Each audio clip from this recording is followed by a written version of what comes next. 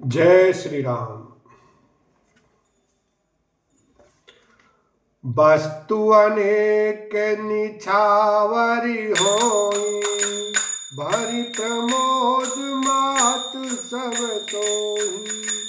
पावा परम तत्व जन जोगी, अमृत लहे जन संतत रोगी। अनेकों वस्तुएं निछावर हो रही हैं, सभी माताएं आनंद से भरी हुई ऐसी सुशोभित हो रही हैं मानो योगी ने परम तत्व को प्राप्त कर लिया, सदा के रोगी ने मानो अमृत पा लिया। जन्म रंक जनु पारस पावा, अंधई लोचन लाभ सुहावा। मुख बदन जनु सारद छाई, मानव संवर सूर जय पाई। जन्म का दरिद्री मानो पारस पा गया, अंधे को सुंदर नेत्रों का लाभ हुआ, गूंगे के मुख में मानो सरस्वती आ विराजी, और सूरवीर ने मानो युद्ध में विजय पाली। ए सुख ते सत कोटि गुण, पावई मात आनंद। भाइन सहित बियाही घर, आए रघुकुल चंद लखन सिया राम।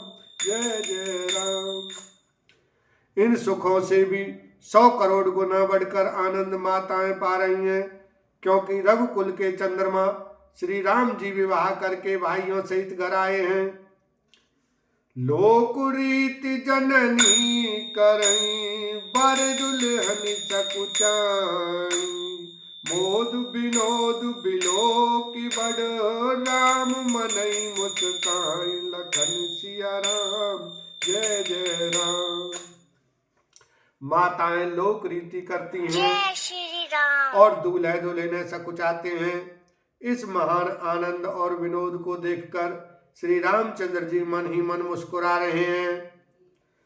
देव पितर पूजे विधि नीति, पूजी सकल वासना जी की। सबई बंदी मांगई वरदाना, भाइन सहित राम कल्याण। मन की सभी वासनाएं पूरी हुई जानकर देवता और पितरों का भली भांति पूजन किया। सबकी वंदना करके माताएं यही वरदान मांगती हैं कि भाइयों सहित श्री राम जी का कल्याण हो। अंतरहित सुर आशीष देहि, मुदित मातु अंचल भर लेहि। भूपति बोली बराती लीने, जान बसन मणि भूषण लीने। देवता छिपे हुए अंतरिक्ष से आशीर्वाद दे रहे हैं, और माताएं आनंदित हो आंचल भर कर ले रही हैं। तदनंतर राजा ने बारातियों को बुलवा लिया और उन्हें सवारियां, वस्त्र, मणि, रत्न और आभूषण आदि दिए। आय सुपाई राखे और राम ही, मुदित गए सब निज निज धाम ही। पुर नर नारी सकल पहिराए, घर घर बाजन लगे बधाए। आज्ञा पाकर श्री राम जी को हृदय में रखकर वे सब आनंदित होकर अपने अपने घर गए। नगर के समस्त स्त्री पुरुषों को राजा ने कपड़े और गहने पहनाए, घर घर बधावे बजने लगे। जाचक जन जाचहि जोई जोई, प्रमुदित राउ देहि सोई सोई। सेवक सकल भजनिया नाना, पूरन किए दान सन्माना। याचक लोग जो जो मांगते हैं, विशेष प्रसन्न होकर राजा उन्हें वही वही देते हैं। संपूर्ण सेवकों और बाजे वालों को राजा ने नाना प्रकार के दान और सम्मान से संतुष्ट किया।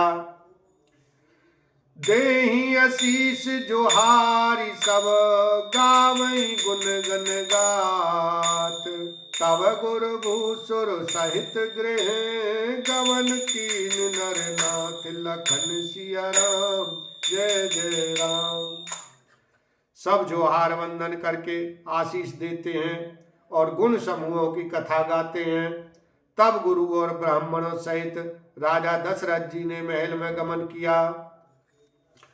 जो वशिष्ठ अनुशासन दीनी लोक वेद विधि सादर कीनी भूसुर वीर देखी सब रानी सादर उठी भाग्य बढ़ जानी। वशिष्ठ जी ने आज्ञा दी, उसे लोक और वेद की विधि के अनुसार राजा ने आदर पूर्वक किया। ब्राह्मणों की भीड़ देखकर अपना बड़ा भाग्य जानकर सब रानियां आदर के साथ उठी। पाए पखारी सकल अनवाए पूज भली विधि भूप जवाए आदर दान प्रेम परिपोषे देत आशीष चले मन तोषे। चरण धोकर उन्होंने सबको स्नान कराया और राजा ने भली भांति पूजन करके उन्हें भोजन कराया। आदर दान और प्रेम से पुष्ट हुए वे संतुष्ट मन से आशीर्वाद देते हुए चले।